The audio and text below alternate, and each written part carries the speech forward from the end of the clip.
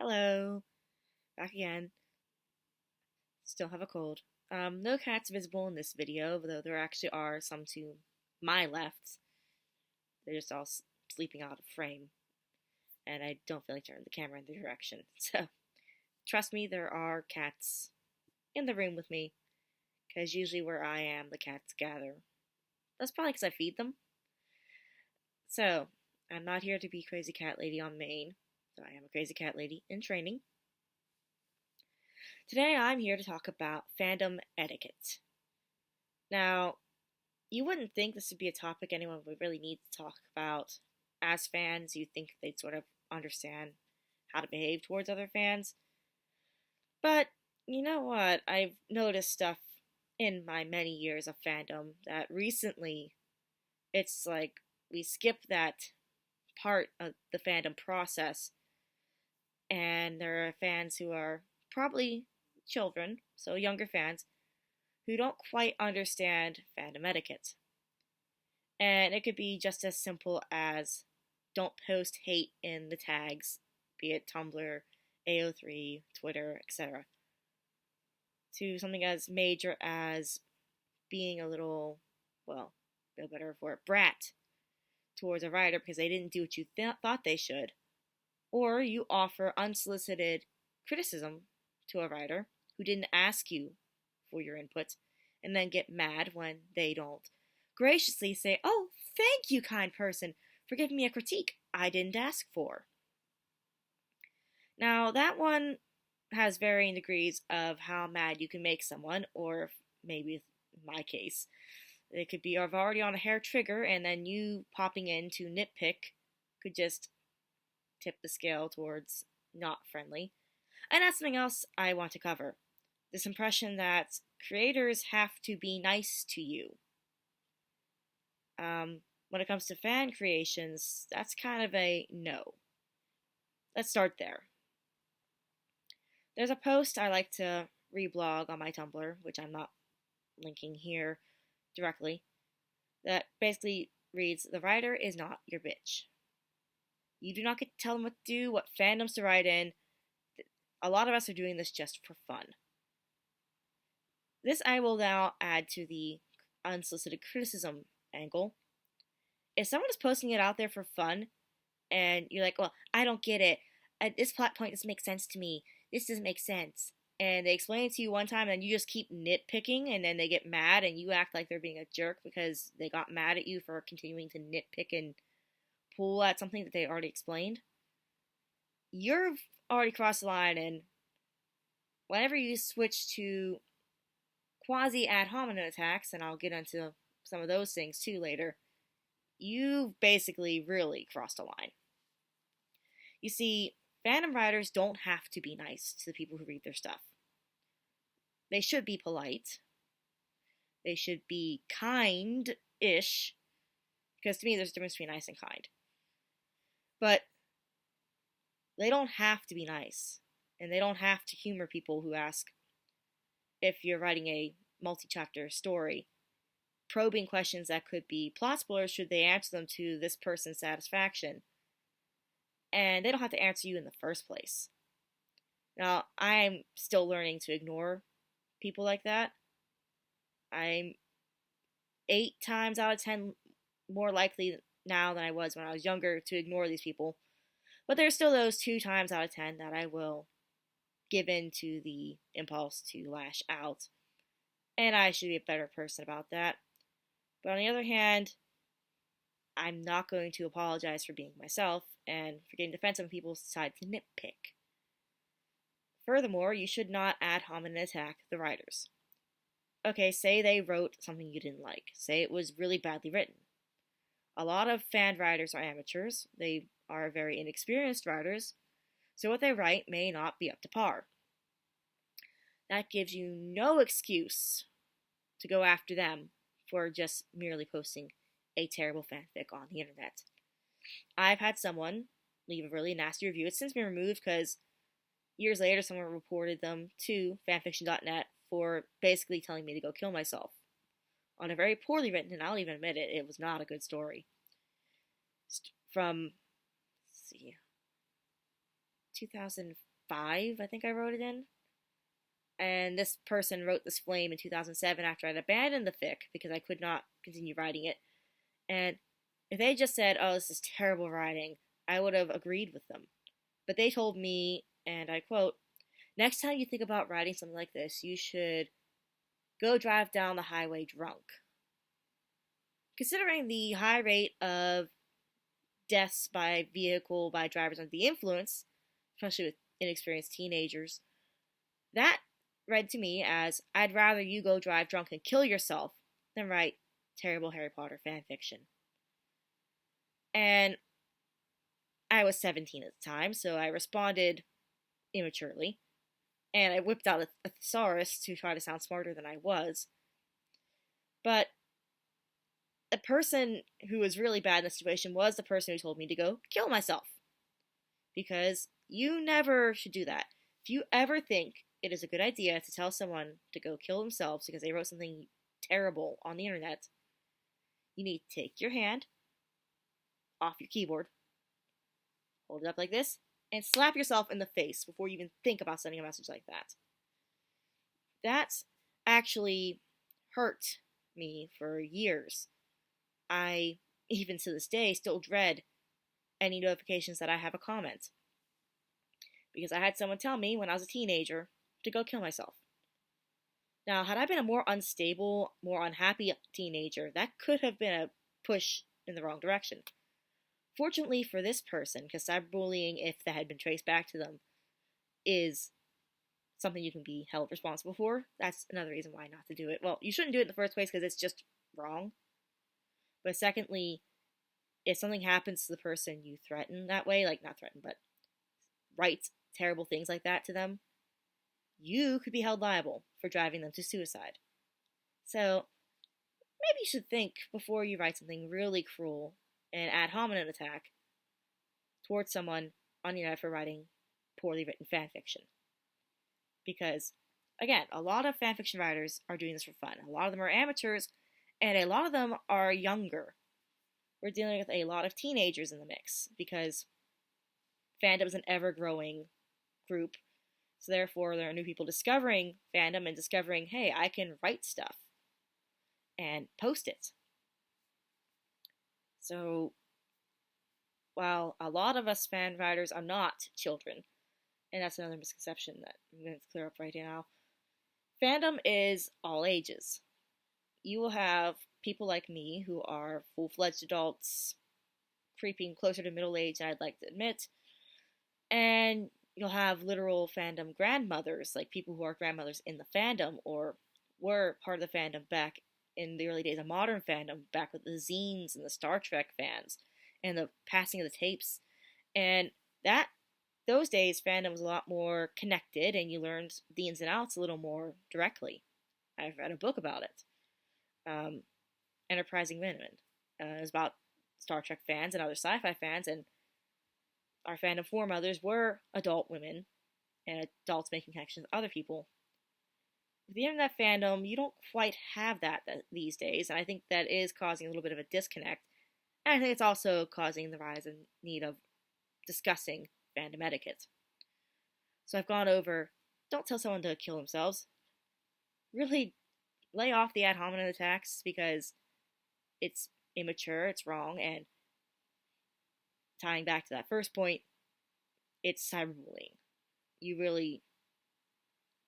really know the way they put it. It's cyberbullying. You don't get to demand a writer does or does not do something you don't like. Again, drawing from my own extensive fandom experience, there's a fic I am currently stalled on. It's a crossover fic between two particular fandoms. And while I tried to be sneaky with the plot twist I had planned, I still had enough hints to see where it was going. And one person told me, I hate that you did that twist. I hate that. You shouldn't have done that. And you ruined the fic. I'm thinking, well, if I hadn't done the twist, I'd be doing a straight vanilla crossover, and those bore me. And it's my fic. This is one of the times where the 8 out of 10, I ignored the person. But then there's my reviewer / private messenger from hell. or aka the reason why I've really dropped off using fanfiction.net as a medium for me posting things, and why I've mostly moved to Archive of Our Own for most of my stuff now. Because this person started off normal-ish. I could tell they were more on the kids' side, because I did take a quick look at their profile, and the fandoms they were in read 14, 15-year-old kid to me. And first it was just constantly messaging me and not understanding the rhythm of the conversation of when it was over. Like, sometimes whenever you're messaging people, you can tell when the conversation's done. This kid could never tell when a conversation was done. And he would message me and keep messaging me when I was just trying to go about my life. Like, I'd get messages from this kid in the middle of the night when I was just trying to catch up on reading, whether it be fan fiction or other stuff, and it kind of irritated me, because he just kept doing it, but I was trying to be polite, because I had other reviewers who would message me like that, and me being patient with them, they appreciated, because they explained certain things. But this guy, there was a point where he messaged me in a thing where he's like, oh, this, and this should happen. I'm like, well, since I don't own either concept, I don't even own the idea of crossing these two things together, why don't you go and write your own fic? And do that sort of stuff, and I'll read it. This kid misinterpreted that. What I was saying was, basically, you have a lot of good ideas, why don't you write them down in your own crossover fic? Your own crossover fic. He seemed to think that I was giving him permission to write a fanfic linked to mine. Now, I know as a fanfic writer, we don't have a lot of areas where we can say this is mine, that is yours, because we are already borrowing stuff from copyrighted IPs. And some of the stuff in the two crossover things I was borrowing belongs to a very, shall we say, vexatious litigant when it comes to keeping control of their property, even though they have raided the public domain very much. And this person went and wrote an unauthorized sequel to a part of the story I haven't even reached, with his own ideas and stuff, without asking me, without authorization from me. And this is like one of the few areas in fanfiction where you can say, no, you really shouldn't do that. Now, I did not read his fic. Someone told me about it, and I asked my best friend, who made the sacrifice for me, to go read that. And she said it was not very well written, and didn't seem like anything I would do, because my best friends know me for a very long time, so she does kind of know somewhat of my writing style. And then the kid mentioned something along the lines of, you should do this, and this was like the third or fourth time he'd done something like that. And I'm a contrarian, so if you tell me what to write, I kind of get mad and say, no, I would definitely not do that. So I just said no once, and then he started getting mean, and not mean, but mad and defensive, and I got tiny bit mean, but it was mostly my patience was done. And then they kind of got weird and creepy, and I blocked them, and then they went on on ff.net to review something, to write something even more creepy and manipulative. And again, I knew this was a kid, but still, you don't write the messages you write towards anyone else trying to make them feel bad because they told you to go away and then made you go away. Like, I will say a lot of things about fanfiction.net being antiquated and kind of not as good as AO3, because once I got onto AO3, it was much more fun for me to use than fanfiction.net ever was. But I will say this, you can block people on fanfiction.net. You cannot block them on AO3 yet. They probably should work on that. But yeah, so interactions are good, but there's being friends with someone, and then there's parasocial relationships. I think this kid read too much into me being polite and formed a parasocial-ish bond versus an actual friendship like the best friend I mentioned who went and read that fic for me, so I wouldn't be accused of stealing any ideas from that kid. Not that I'd want to take his ideas anyway, from the sounds of things, which is not nice of me to say, but I also try not to take anyone else's ideas. It's kind of silly, but usually if I write a fic, it's an idea I try to keep for my own. Very occasionally I do prompt challenges and I will indulge in writing in someone else's AU, but I usually try to be the one who comes up with the ideas for my stuff. And this is one of those things where I may have fun interactions with certain writers, but I would never dare consider myself their friend. I had a little bit of an awkward interaction with someone I was a fan of once, and that kind of taught me not to cross lines. And I was a teenager, I think. Yeah, it was high school. So I learned as a teenager not to cross certain lines, and I've tried not to do that ever since. But I took the lesson as something that I did and that I should learn, whereas this kid tried to be blaming me, and I probably should have been more firm. Probably should have been blunter when the kid was starting to annoy me. I probably should have told the kid to back off when he was starting to annoy me, but I didn't. So, friendliness is not the same as being a friend. You'd have to actually... It's hard to really tell, because some people make friends easily. With past interactions and other baggage offline, would not consider myself someone who makes actual friends easily. Like, if I had to count my actual people I know who are my friends on my hands, I could probably do it on one. Like, there are people I consider more acquaintance friends, but actual really close friends, will not count my in real life friends. Like, IRL, that's different, I guess. But if I had to go internet friends, I could probably count only maybe one or two, maybe three actual internet friends versus a bunch of people who I'm friendly to and fans of, like a fan of, but I would not consider myself their friend because they don't know me and I don't know them. And that's the thing. Even if you do interact with someone, unless you actually sit down, talk with them, have real exchanges and stuff, you don't know them and they don't know you. So you're not technically their friend. Unless they're the really friendly type of person, which I'm kind of an introvert, so I'm not quite sure I understand that. So, offering unsolicited criticism, don't do that. I've gone into detail about that. Let's see, I've gone over ad hominem attacks. Don't cross lines when it comes to parasocial relationships.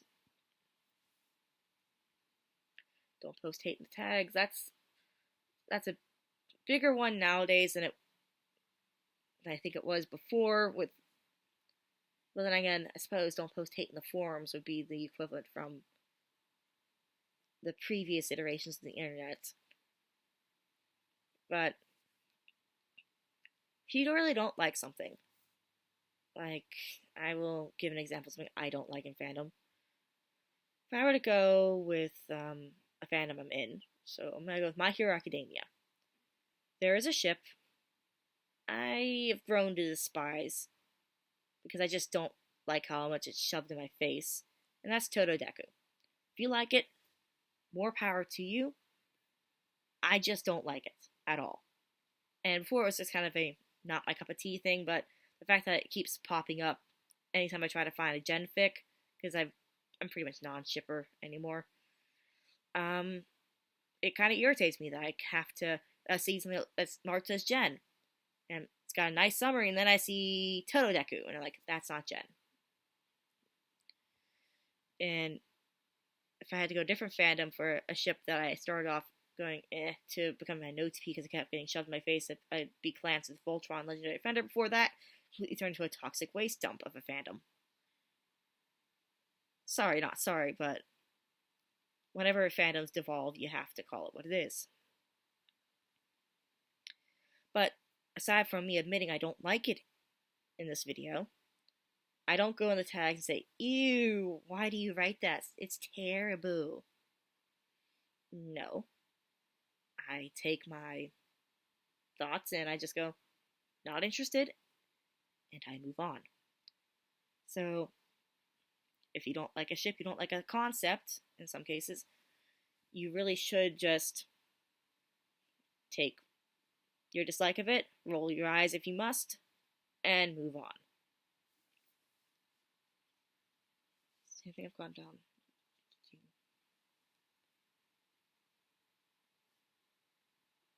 See, what else is there in fandom etiquette? I think that's pretty close to everything. I've covered a lot of it. So let's review. Do not do ad hominem attacks. It's immature, it's wrong, and it could lead into the next one, which is do not tell people to kill themselves over fanfiction. Like, do you have nothing better to do than to tell someone to go kill themselves over a fanfic you didn't like? Do not tell people what to do with their fanfictions. A lot of writers are passionate about what they write, but they're also kind of protective. And it's really not your choice. The writer is not your bitch. Do not offer critique unless you are asked. Because unless you know them and they know they won't be receptive to it, or it's a question that you really want answered, it won't be a spoiler if they answer it, you don't need to be offering them critique.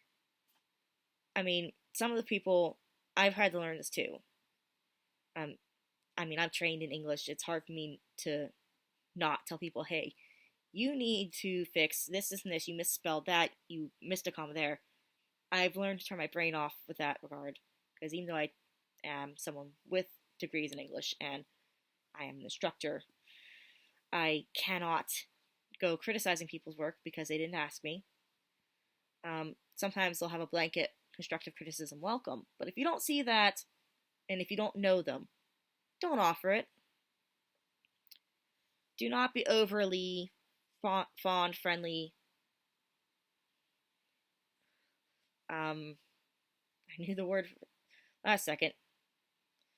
But don't be too informal with people.